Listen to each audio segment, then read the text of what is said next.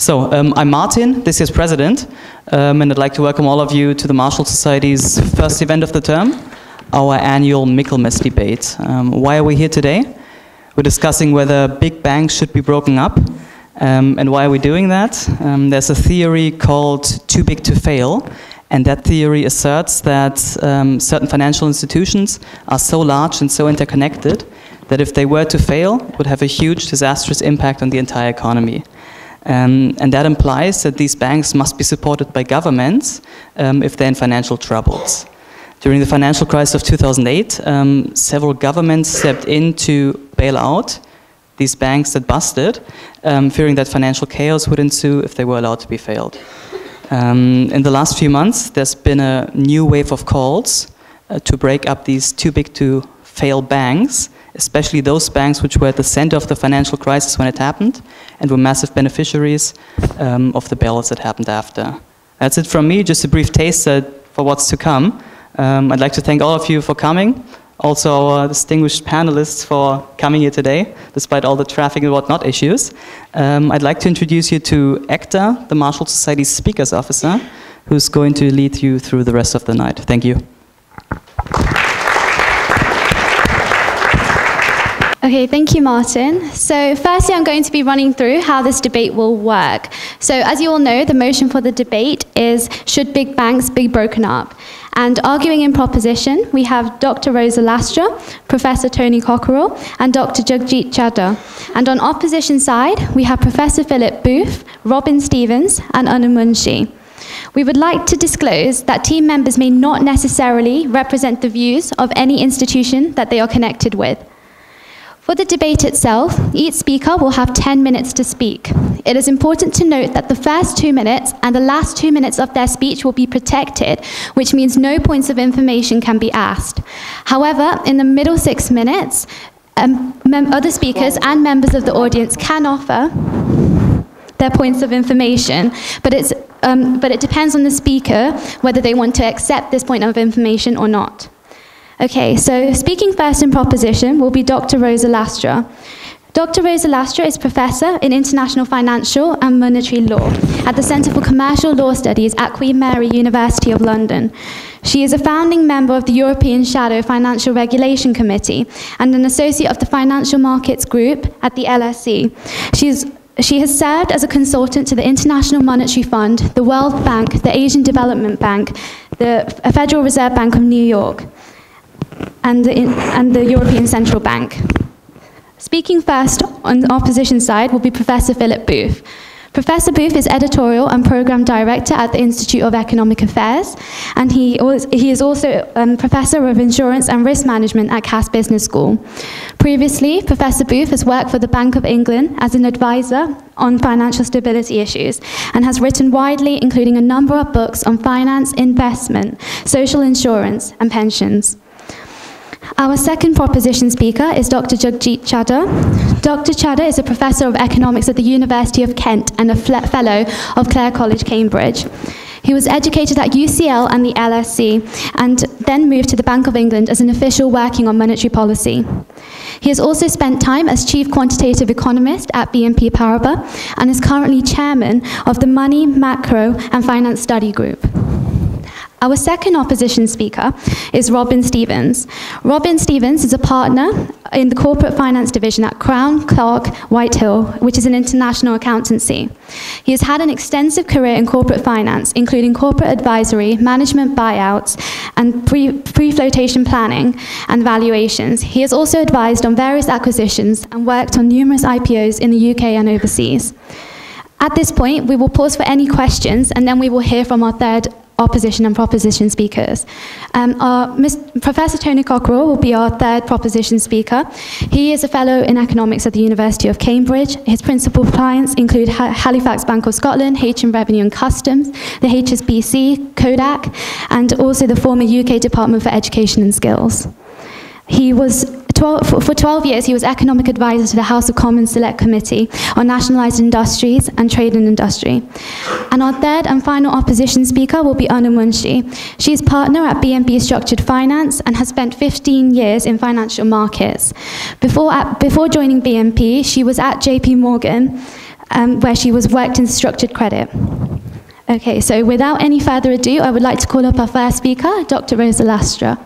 Okay, good evening. I should also deserve a round of applause.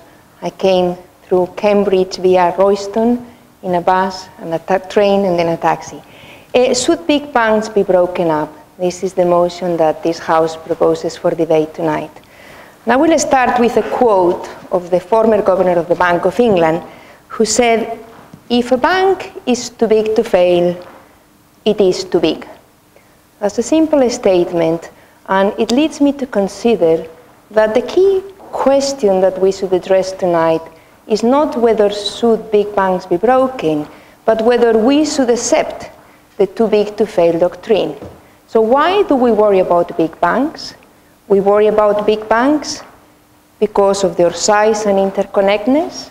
We worry about big banks because of the scope of permissible activities. Is there any problem? Sorry. And we worry about big banks. Did anybody hear what I said before? Yes? Okay. And we worry about big banks because their functioning and their orderly resolution should be a source of concern nationally and internationally. So if we dissect the too big to fail into the too big part and the too fail part, we can see what we have done nationally and internationally. If we look at the too fail, actually the legal system, I'm a professor of international financial and monetary law, the legal system has provided over the last 5 to 7 years some rules on resolution, cross-border resolution. It provides rules on insolvency. It provides bankruptcy proceedings, as you know, and you're all aware. The problem is that the resolution of big banks remains problematic because big banks have a subsidy. Big banks has, as it has been said at the beginning, an implicit government guarantee. And with this implicit government guarantee, banks can fund their investment activities. So we need to look at the too fail part, and we need to look at the too big, the too TB of the too big. And this is perhaps the question that arises tonight. Should competition deal with the problem of size in banking? And if so, how is competition going to address the problems that we face with big banks? As you know, competition laws or antitrust laws have in the past broken up big business. The example in 1982 of AT&T in the United States that broke it into many, the so-called baby bells, is an example of breaking up big business. So the question then arises, should we break up big banks? There are 3 ways of going about it. There is the geographic breaking up. The geographic breaking up has to do with the fact that big banks these days are global banks. And therefore, any attempt to break big banks is also an attempt to renationalize the banking system or to deglobalize. The second attempt to break up big banks has to do with the functional separability. The fact that banks these days have become universal banks to a large extent, and they have done what sometimes has been called in the jargon as casino banking and utility banking. That is, they have been doing, together with the commercial banking activities that banks traditionally do, deposit taking and lending, the trading activities, and they have been funding those trading activities with implicit government subsidy. So what is being proposed now, functionally, so you have geographic separability, functional separability, and the issue of size. Geographic, we have said, would imply a return to national markets. Functionally, what are we doing? We have different ideas, different proposals. One of the issues that has been suggested is a return to Glass-Steagall. As you may know, Glass-Steagall was a legal separation between commercial and investment banking. Are we going that far? Not yet. However, there are attempts and bills in the United States that suggest that we should move into that direction. What we have instead in this country, the United Kingdom, is ring-fencing proposals that ring-fence the deposit-taking activities from the investment side activities of commercial banking institutions. What we have in the United States is the so-called Volcker rule that limits proprietary trading. What is the problem with this? That the solutions are not coordinated, the solutions are not, sometimes they are disjointed, they propose different solutions. And what do banks do, big banks and other financial institutions? they actually do jurisdiction shopping. They play on regulatory arbitrage. They hire teams of lawyers to look for loopholes. Should we worry about big banks? The answer is yes. But is that the only thing that we should worry about? I put it to you, no. This is not the only thing that we should worry about. The too big to fail indicates, or has traditionally indicated, that they were banks and they were too big. That is the issue of size. But the issue of the crisis is that systemic risk can arise from securities markets, can arise from derivatives markets, can arise from insurance markets. So what we should worry is not simply about global banks or global systemically banks. What we should worry about is about systemically significant financial institutions or systemically important financial institutions. So this is perhaps the subject which I would like to bring to your attention when we discuss, should big banks be broken? We need to take into account that, yes, there are real concerns and that perhaps a return to Glass-Steagall will provide some clarity, predictability as to the use of the government subsidy. But we should also look at how do we deal with systemically important financial institutions? How do we deal with institutions that trigger systemic risk? And as you know, the too big to fail has become a family, in the sense that it's not just too big to fail, it's too complex to fail, too interconnected to fail, too complex to manage, too complex to supervise, too big to jail. There is a whole family, even sometimes too big to save. Some countries have become, the size of their banking system is too big to save. So I'd like to bring the debate to say, yes, there is an argument to be made for banks, but not just banks, other institutions that either grow too big, too complex, or too interconnected, for not necessarily be broken up. So there is the issue of size. By making institutions smaller, you can always resort to competition rules, you can always resort to legal separability, but you can also resolve to decrease the complexity of those institutions. How do we do that? We do that through supervision and regulation. And here I put the image of the baobabs. I'm sure that from your children's literature, but this is not just a universal literature, not just for children, the image of the baobabs is a significant symbol, in my opinion, of what a systemically important financial institution does to a financial system, and also of the need for supervision.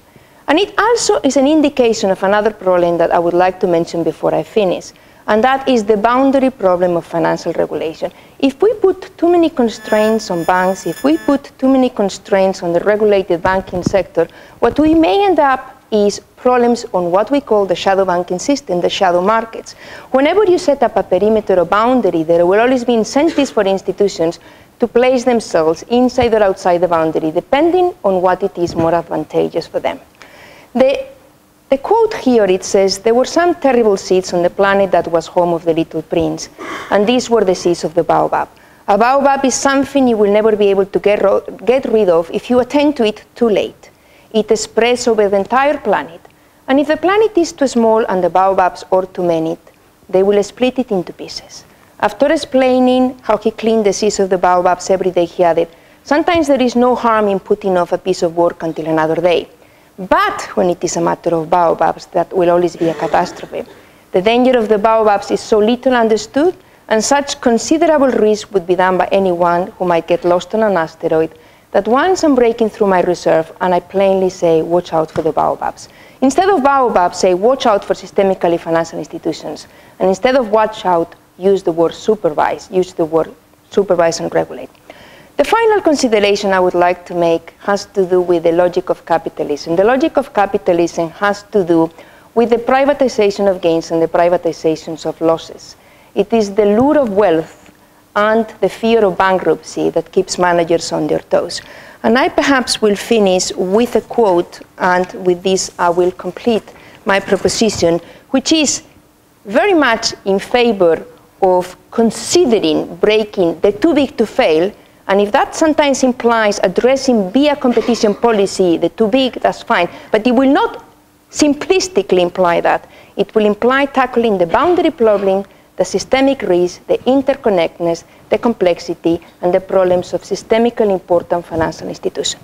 The quote is, the fundamental principle of the capitalist system is that within the constraints of the law and regulation, if it is a regulated entity, every enterprise is free to pursue its own affairs as it sees fit. No one guarantees that you will not fail. But by the same token, no one places any artificial constraint on your ability to succeed. The sanction that capitalism imposes on imprudence, incompetence, and sometimes bad luck is failure. It is the brooding presence of that sanction that keeps managers on their toes, that keeps them acting in a prudent way. Thank you very much. Good evening. I agree entirely with the proposition that government shouldn't bail out banks, but I would like to turn the telescope round and look the correct way through it and argue that banks become too big because of the government subsidy and the implicit government subsidy especially that comes from bailing out large banks. But governments, especially the US government, have throughout 40 years bailed out banks of all sorts of shapes and sizes. Complex banks, simple banks, large banks, small banks. So this is the problem of governments bailing out banks is not simply a problem of size. And we should bear in mind that the cost of breaking up industries is huge. We shouldn't suppose it is a trivial matter. We've seen in the railway industry, for example, the disaster that came as a result of the government-required breakup at the time of privatisation. There have been enormous benefits from the privatisation of the railways, but nearly all of these benefits have been swallowed up as a result of increased costs arising from the separation of track and train management companies because the government forced that upon the industry. Privatisation was fine, but the government design structure for the industry was not fine, and there is a real danger that we could take action which would impose large costs on banks' subsidies. So the main argument for breaking up banks is it would make the financial system safer. But this is really the wrong instrument to solve what is, I admit, a very important problem. And there are four major problems with the argument in favour of breaking up the banks. The first is that the analogy that's often made between the payment system and the plumbing system, that we're concerned that the failure of one bank can bring down the whole banking system because of the payment system that links them. That argument leads to the conclusion that it's not necessarily a big bank which will bring down the system, but any failure of any bank that can potentially bring down the system. And that is what we found in the financial crash. Secondly, if similar mistakes are made throughout the system by many small banks, as again happened in the financial crash of 2008, then the impact will be just as great as if one big bank fails. Thirdly, in a banking system with fewer large banks, it's often easier to coordinate a response to the failure of one link in the system. And this, in fact, has been a crucial factor in preventing crashes in the UK banking system, which was incredibly stable from 1870 up to 2008. And one of the reasons was because of the ability of central banks and others to coordinate solutions to problems which arose within the banking system, because it was concentrated and there were a relatively small number of players to coordinate. And finally, as was recognised in the government Vickers report on the banking system, if one part of a large universal bank fails, that bank might actually be led to survive because of the capital which exists in the other part of the bank, which may still be thriving. A diversified bank can often add strength to a financial system rather than weaken a financial system. And in fact, if you compare the UK and the US banking systems with each other over the last century or so, the UK's has been consistently much more concentrated. And without question, the UK banking system has been much, much more stable. And if you look at the major event which triggered the financial crisis in the UK, it was the failure of Northern Rock, a tiddler. A tiddler had the ability to bring down the banking system because there was no effective way at that time to deal with bankruptcy. HBOS, Lehman's, AIG, the list goes on. A lot of those institutions were big, but none of the institutions that were involved in the financial crash combined in any significant way trading functions with investment banking functions with retail banking functions. The crash of 2008 would have been just as serious if banks had been smaller and less diversified. In fact, if you look at all the financial institutions which failed in the US, roughly half of them were straightforward retail savings and loans institutions, and roughly half of them were investment banks. None of them, in fact, combined trading, investment, and retail activity. There's only one stable, just, and effective solution to the problem of too big to fail. Everything must depend on the ability to ensure a bank fails safely. But this is true for small banks, large banks, integrated banks, retail-only banks, and investment-only banks. If the implicit government subsidy is removed, banks will hold more capital, and they'll find other ways of managing risk to make themselves safer.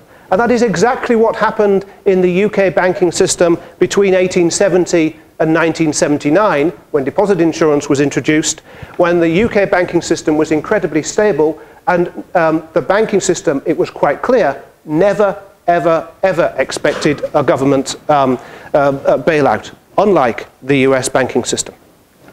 So the question remains, has the government done enough to ensure that broken banks can be wound up safely? Arguably not, although I admire what's been done. I think we should make one further step. I think the Bank of England should have a primary legal duty to ensure that any bank can be wound up safely without it disrupting the rest of the system and without calls on the deposit insurance system. Regulators or central banks shouldn't use capital requirements to prevent banks from failing, but they should have a duty to ensure that failure is orderly if it should happen. And I think this could involve giving the Bank of England one particular power where the proposition and opposition might actually meet. And if it is necessary to ensure an orderly failure, the Bank of England could require that business is done out of separate subsidiaries. And crucially, and I think this is where Rosa may see an elephant in the room, which is difficult for her given her strong EU sympathies, this could involve the requirement to separate international business, including within the European Union, into different subsidiaries. Nearly all of the high-profile banking crises in the later part of the crisis, Iceland, Cyprus and so on, ended in chaos because, and only because, business in different jurisdictions was not done through separate subsidiaries. HSBC is an example of a large bank which does in fact do business through separate subsidiaries. And requiring this, or requiring it in particular circumstances, I don't regard as being akin to breaking up the banks.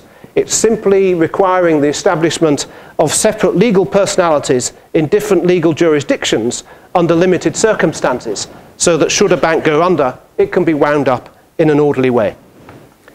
So in conclusion, if the proposition is right, why did Canada, which has been described to me as the land of soporific banks, and which has one of the most concentrated banking systems in the world, survive the crash? Why in the UK have we had only one major crisis in 140 years? Why has the US, which probably has the least concentrated banking system in the world, had crisis after crisis after crisis? There is simply no demonstrable relationship between fragility of a banking system and the size of the banks. But there is a demonstrable relationship between the tendency of central banks and other institutions within government to intervene to save financial institutions which are on the edge of bankruptcy, as has happened in the United States time after time after time since the beginning of the 1960s. F.A. Hayek once said to me, sorry, not to me. F.A. Hayek once said, he's a good friend of my predecessor at the IEA, but I've never met him. The curious task of economics is to demonstrate to men how little they know about what they imagine they can design. And I think this is a problem with the opposing argument. They believe that they can design a banking system so that it fails less and delivers better value for customers and taxpayers. They can't. It's a fiction. Every time politicians and bureaucrats embark upon grand plans to try to make something better, it tends to make things worse. And that's a history of financial regulation in this country. So I appeal for what is possible, a legal system that allows banks to be wound up safely. There are perfectly good remedies to all the problems we face that can bring all the benefits without any of the costs of breaking up the banks. That's an unusual system, an unusual situation in economics, and we should grasp it with both hands. In summary, we don't need to break up the banks, we need to be able to wind up broken banks. Thank you. Well, good evening everyone. It's a delight to be back here in the law faculty and to listen to two excellent talks that make us think about this debate. I think what happens in societies, I'm considerably older than anyone in the audience, I think, is that every once in a while they're issued with challenges. And the challenges are ones that the society or the body politic has to deal with, has to think about how does it need to redesign its society and recalibrate things to lead to better outcomes for households and individuals and citizens in that society. And I think the financial crisis we've just lived through, that started in 2007 on the trading floor at BNP Paribas, when it froze the valuation of 3 assets, has thrown down such a gauntlet to Western society. We were, to some degree, perhaps living in what might be considered to be a false idyll, a world in which we could accumulate debt and buy assets that were valued, mostly houses. And the counterparty of that was most probably banks and financial institutions that were creating illiquid assets. And we thought that because private sector balance sheets would always be observed, that people would take on proper levels of debt, and that house prices or assets that we use to back those debts would always find their true value. Now that may or may not still be true, but part of that process also involved people catching up with relatively low productivity growth levels in income. People were maintaining living standards by cranking up levels of debt. The collapse of that edifice is exactly the type of challenge that gets thrown up to liberal societies. And I put this chart, this sort of picture up here because it's one of my favorites. In fact, I think it's one of Rosa's as well. And in this chart that looks a little bit like a 1970s DJ going for a groupie, but it's not quite like that. It's William Pitt the Younger attacking the old lady at Threadneedle Street. This is 1797. And at this time, the Bank of England, prior to February 1797, had linked the note issue to the price of gold. And Pitt, it seems to me, is being portrayed here as someone ravishing this old lady. And what he wants is the gold, clearly, and he wants the cash, and he wants to spend that on armies and wars. And the worry of the liberal or the city at this time may have been that the government was trying to undermine the financial system. And we've heard many arguments, not yet today, but we've heard many arguments that any attempts to reform the banking system is in some sense going to undermine the freedom of the banking system to allocate savings and investments in an optimal manner in the economy. But what actually happened at this time is that it was a challenge. And the challenge was to try and redesign the banking system, to inculcate British monetary orthodoxy, and to think about ways that the bank could continue to exist, help finance the war as far as it could, help bring down public levels of debt after the war, and create the stable banking system that the first proposer has suggested was in place. It was well understood, of course, that banks are inherently fragile. They lend long and they borrow short. It's a lesson that we've learnt the very hard way over the last 7 years. And the way we dealt with it in the 19th century was the central bank would offer discounts when assets were illiquid, and they would provide those discounts against assets that were thought to be of sound quality. These were formalized by Bagehot in the second half of the 19th century as the Bagehot principles of central banking. And of course, we've had so many problems in America because they didn't adopt those principles till well into the 20th century. So there's an inherent need for the public sector to continually get involved with stabilizing the banking system. It was something that was clearly understood in the UK throughout the 19th and 20th century and was responsible for the long period of stability the first proposer has suggested. And what underlines the extent to which the government and the banking system have to work hand in glove to redesign and reorient themselves after the crisis is the extent of trust. And here we have some spreads that you'd be familiar with if you're working in banks or interested in the city, interbank spreads. These are the rates at which banks lend to each other. And they're spreads over the policy rate, the T-bill over the overnight index swap rate. And what you can see for a very long period, prior to the crisis of 2007, banks were prepared to borrow from each other at very low interest rates over the policy rate. Under 100 basis points, it didn't matter which currency you wanted to borrow in. This means that the supply was elastic and banks trusted each other. When the scales fell from our eyes in 2007, and we realized that a large amount of the assets that banks had created were going to be problematic, banks stopped trusting each other. So the spreads rose, they escalated to very high levels. And the quantities, which I don't show here, I'll tell you about at the end in terms of what happened. But they stopped trusting each other. In fact, large amounts of the market dried up. And it was one of the banks in the UK that was most sensitive to this shock that collapsed. It was Northern Rock, of course. It was heavily involved in wholesale markets.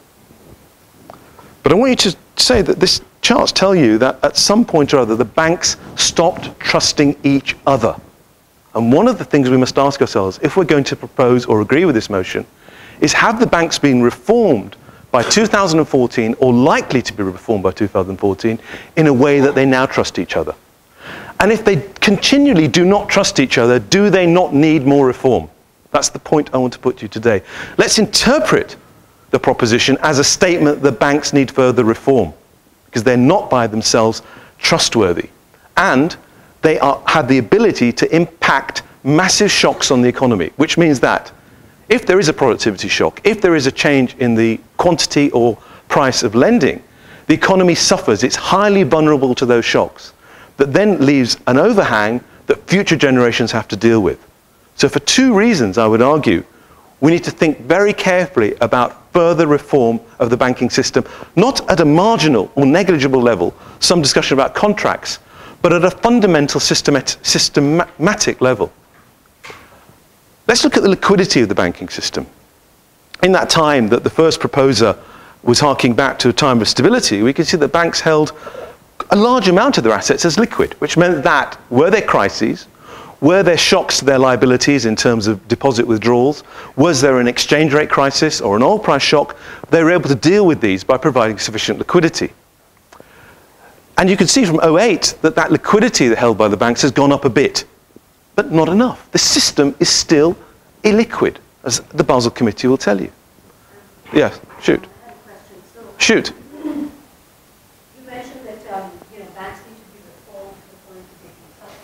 Yeah. I think, at least in the nature of what banks do and the fact that they are profit seeking, that it's ever possible that banks could get to a point where they can trust each other. Well, we've had times in the past, because of the nature of the interaction between the monetary regime, the fiscal regime, which I'll come on to later on, and the overall financial regime, where banks can trust each other, either because we know they're regulated adequately, so their assets are sound, or that the monetary and financial system can provide backing overall for the system.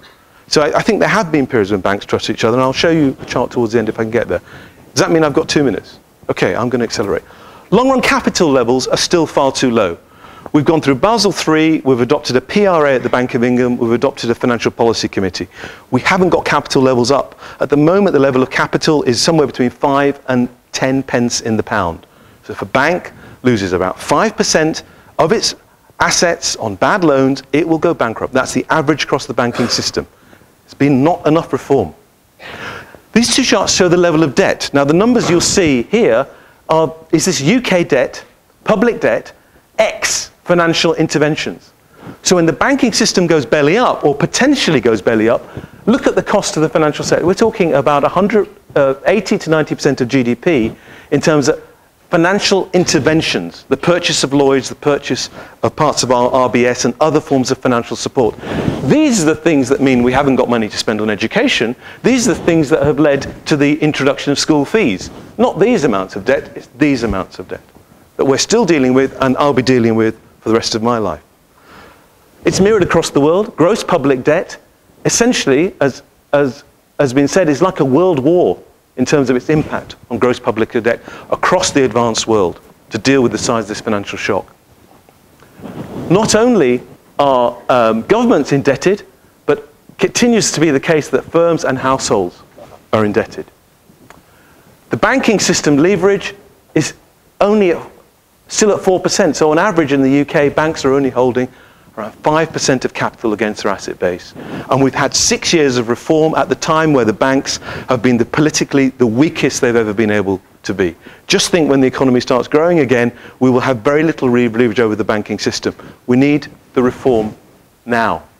So I was asked earlier on, what happened with lending? Well, what we can see is as the economy grows, This is US data on interbank lending between commercial banks. As the economy grows, banks face idiosyncratic shocks. When they get an idiosyncratic shock, they may want to borrow from another bank in order to clear their balance sheet overnight or over some period that they know.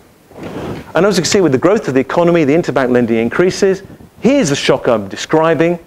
We've had QE, we've had public debt support, we've had all kinds of reforms, and yet the banks still don't trust each other. The levels of interbank lending have gone back to the numbers not seen since the 1980s. Thank you. There's no more lending. The banks are still not working. They don't look likely to work. They need fundamental further reform. Thank you. I'm an accountant by background, but nobody's perfect. But I thought I'd come to this really from a more practical view. I say I'm an accountant. I'm not a banker. I'm not a academic. LSU class grade E geography A level as academic. But I do work a lot with banks, and as I mentioned in a few minutes, I was actually working with Lehman's on the weekend. They were closed down. I have to say it wasn't my fault. At least I don't think it was anyway. If it was, I'll pass on that. I must admit also that I've being an accountant, I've taken this title as being very literal. So I haven't talked about reform. I think all banks should be reformed on a regular basis. I think the capital markets and financial markets are moving so quickly. You can't have the status quo. Things always need to evolve. It's becoming much more sophisticated. The speed of action, the speed of information. So I would certainly wholeheartedly agree that banks should be constantly reformed, or at least evolving reform. But so I've taken this title as literal. Should big banks be broken up? We'll look to see which are the largest banks, where are the largest banks, what do they do, why do they fail, why we should consider why they should be broken up, but also why I believe they shouldn't be broken up. So from this slide, those are the top 20 banks. You see they cover the entire world. Somehow when this slide was produced, Bank 4 and Bank 5 might be slightly surprised to see that Paribas is now a Japanese bank. I don't think that's probably true.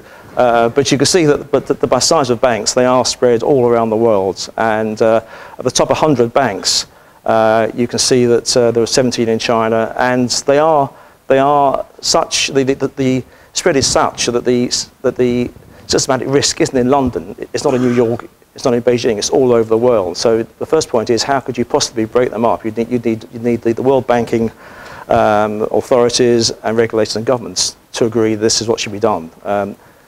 No one is going to unilaterally break up a large bank. In terms of what banks do, these are the basics. They lend, they borrow, they invest, they advise, they trade. And I've tried to put on this slide the risk and returns. And as you would expect, there's low risk, low return. And I think the risk what's happened with the banking model over the last 30, 40 years is they've gone from just straight lending and borrowing to investing. And the problem with that is that as they've done that, the accounting profession has found it quite difficult to determine what's debt and what's equity. And also in the last 20 years, there's been a big move from historic cost accounting, which isn't very exciting, to fair value accounting, which is actually much too exciting and much too subjective. And therefore, it's very difficult to actually say what a fair value is. Truthfully, yeah, we could all be accountants, which is also quite sad, but we could all come up with different views of valuations. And it's an attempt to try and put some sort of academic rigor into a subject which is largely common sense, and therefore the issue with fair value accounting makes it hard for banks to work out what security they're holding, hard for banks to work out what investments they're holding, and hard for investors to work out what the bank is actually worth. And I think the bottom line is, if you want to de-risk banks, you're almost by definition taking out return, and you can't take out risk, but you can certainly ring-fence risk, and I think that's what we should be looking to do. And I think of the 5 major activities, by far the riskiest rather, is trading.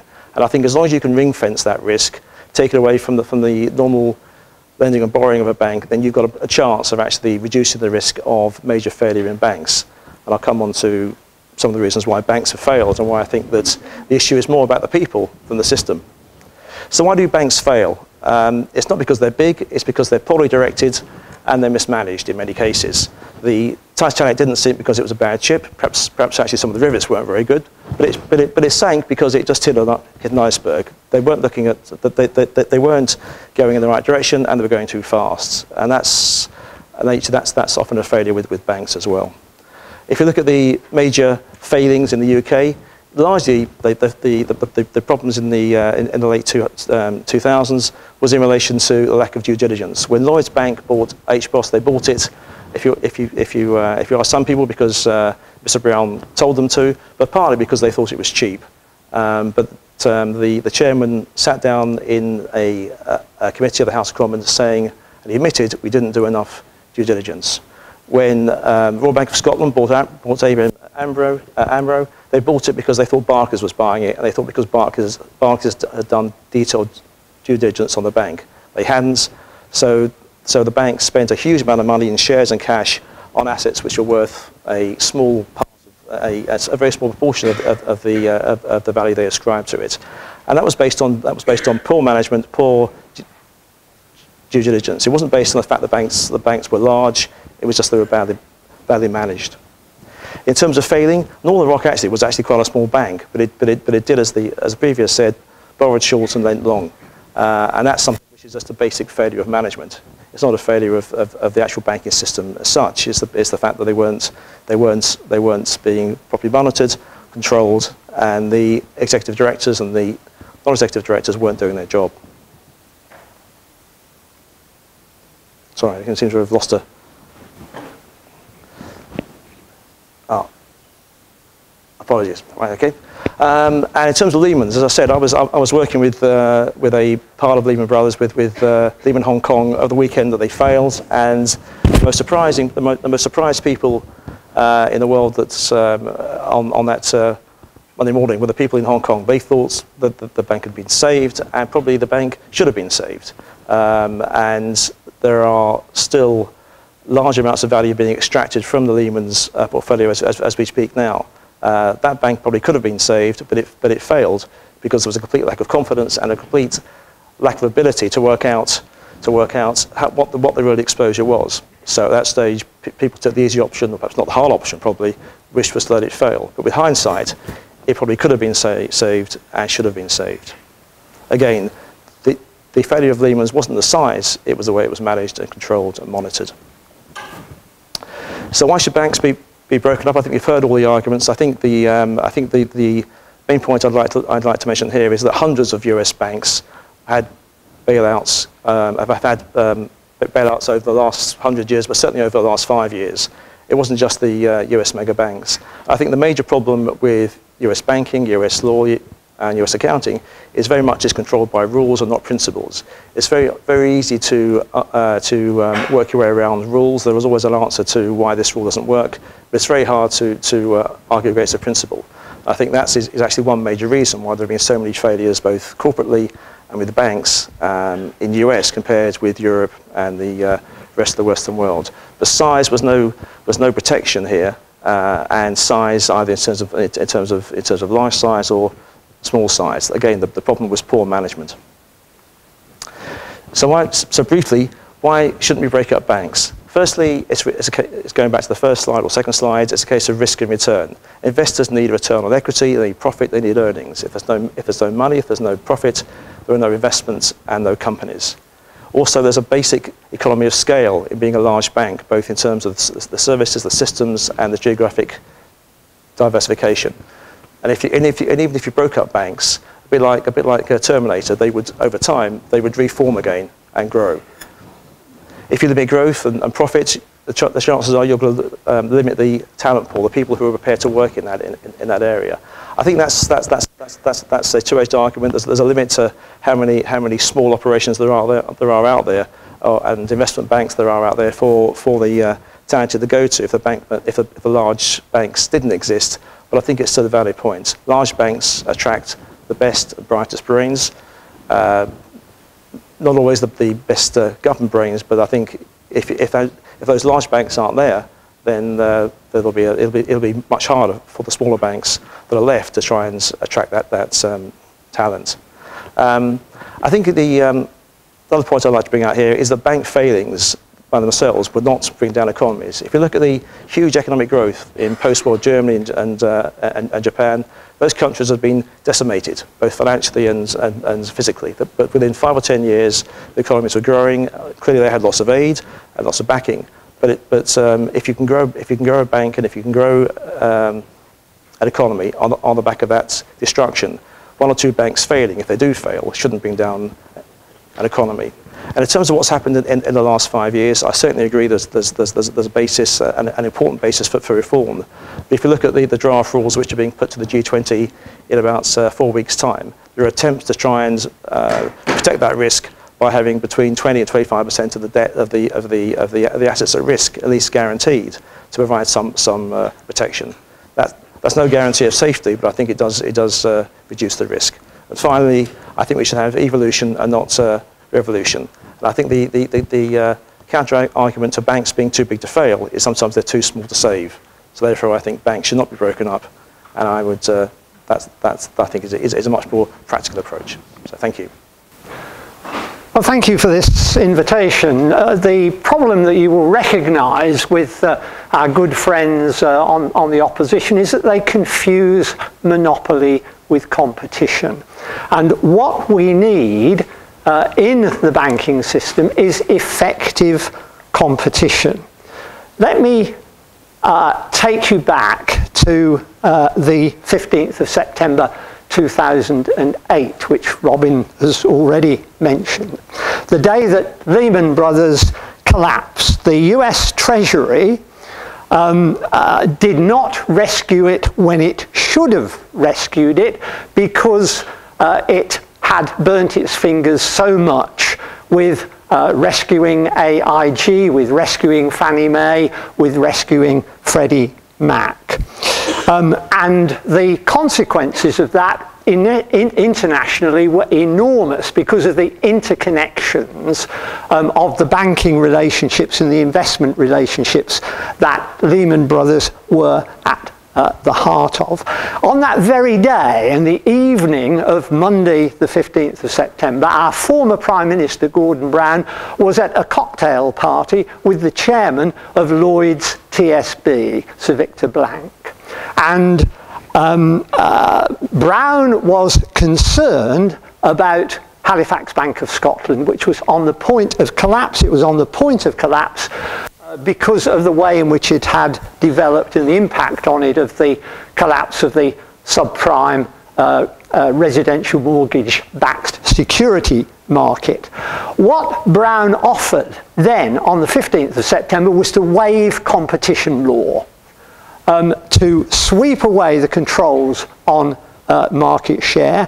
And by the Thursday, Eric Daniels, who was then CEO of Lloyd's TSB, was able to announce the merger. HBOS had failed because of aggressive growth in the run-up to 2007. It was managed not by bankers, but by retail managers. Their analogy was high street retailing and how to grow banking services. We know about the collapse of the subprime market. In addition, they had high-risk commercial lending completely out of control, and there was then a flight of wholesale funds from HBOS. The impact of that was both illiquidity and insolvency. Illiquidity because the exit of the wholesale funds meant that they could not make the other assets on their balance sheet liquid enough in time to compensate for the outflow of funds, and insolvent because the capital base was inadequate to support the losses that were coming both from the mortgage market and also from the commercial real estate market. Brown was stuck because bankruptcy would have caused financial turmoil. A taxpayer bailout was bad news for his government. The ghost of Northern Rock, which we've heard about the previous year, 2007, was still there, haunting policy. The only outcome was a merger. and as we heard, the good bank was encouraged to take over the bad bank. The worst possible outcome that you could think of, because there was no smooth exit process. And what is needed for the market to work, for competition to work, for efficiency to be generated, is a smooth adjustment process. All of you looking as economists at markets and market failure will recognise that. Look at what happened. The merger brought within Lloyds Banking Group 38% of UK personal accounts, 28% of residential mortgages, and the UK's largest life insurance company. You can see from the graph what the pattern of concentration was and is now, because as of today, the top 5 banks account for 85% of personal current accounts. How can we have a competitive market working in those circumstances? The banks are too big to fail. We've heard about the implicit taxpayer guarantee, that they work on the basis that if they get into a mess, the taxpayer will rescue them. That's like the acrobat in the circus having a safety net. The acrobat in the circus with a safety net will take much more risk than the acrobat in the circus without a safety net. It's an endowment to risk-taking. I completely agree with colleagues on the other side that it needs to be swept away. If you look at the other practices which any competitive analysis would bring out, so-called free banking, it distorts price-cost margins, it distorts the competitive process, it ingrains customer inertia. Think about how difficult it is to change your bank account, and there is a whole litany from 2000 onwards of poor customer service. Let me give way.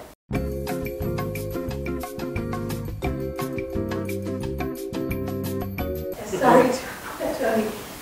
It would seem to me to some extent that you're agreeing with what Philip is saying, in the sense that if you've got the safety net, then banks tend to be a little bit less careful. So does it matter if the acrobat is skinny or heavy? If there's going to be a safety net anyway, does it really matter if the bank is very large or not? Because it's going to encourage risk-taking. Well, we surely need to get rid of the safety net, because then there would not be the incentive to take excessive risk. Would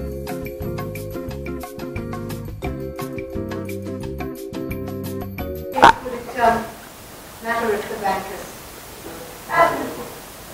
Very interesting point about whether banks seem safety net or not. Merck was absolutely clear in his mind when he was implementing the tripartite agreement between the FSA and the banking treasury that he would not bail out banks. He said that at the Treasury Committee time and time again, that as far as he was concerned, there was no safety net. The banks will actually turn out to be smarter than Merck, which is typical to say, because you get to be smarter than we can work. So they were running risk and realising that the size of the risk that we're running was so large that the government and the Bank of England would say it in first and have to bail them out in the event of a crisis. So what happens is, if banks are large enough, even if you have the strongest-minded public official in England, I can assure you I've worked with him, I know he's a very strong-minded person, and he was of the view that he would never bail out banks. He had to be dragged and screamed into bailing out or helping the banks off the loss. That the banks are so large that you have to end up bailing out. And that's the issue we're trying to get at. The structure that we have, the banking system, remains fragile and will need bailing out. What's his responsibility? I would look for competition in the context of not having excessive market share. And I will, with your permission, move on from that, because we have a whole litany of poor customer service from UK banks. Smaller banks are driven out, and the entry barriers, which we've already looked at, are the branch network, the physical branch network, and IT systems. What can be done about it? My remedies are that risk should be taken away from the taxpayer and should be with the creditors, the bondholders. That is where the risk should be. We should ring fence retail banking. We should deny large banks access to the funds in retail banking, the proprietary funds for use in investment banking, speculative, risk-taking, should use its clients' money, not the money that comes from the retail bank. We should divest banks that have too large a market share. We need a smooth exit route. The smooth exit route requires a resolution and liquidation process. If you know the American situation, the Dodd-Frank Wall Street Reform and Consumer Protection Act of 2010 aims to put in place a smooth adjustment process. We need living wills where existing banks can set out clearly how they will exit if they get in to difficulty. We need to remove the barriers to entry. Here are my proposals: portable bank accounts, shared IT systems, as I mentioned earlier, online banking. Think about franchise banking to get around the problems of the branch network. You could offer banking services through supermarkets elsewhere. What it all comes down to is that the major problem is excessive risk-taking, irrational exuberance, particularly in the upswing. Think about Minsky moments, a lack of accountability, no sanctions, banks that cannot fail. They are so large, those responsible for them cannot go to jail either. So my case rests that we need competition, and that means we need to break up big banks. Most of us believe that banks perform the useful functions of lending and global payments, and the casino-like trading activities of big banks are unnecessarily risky. What many of us may not know is the utility of some of those trading operations to the economy. So among other things, they allow corporations to raise money in the cheapest way possible.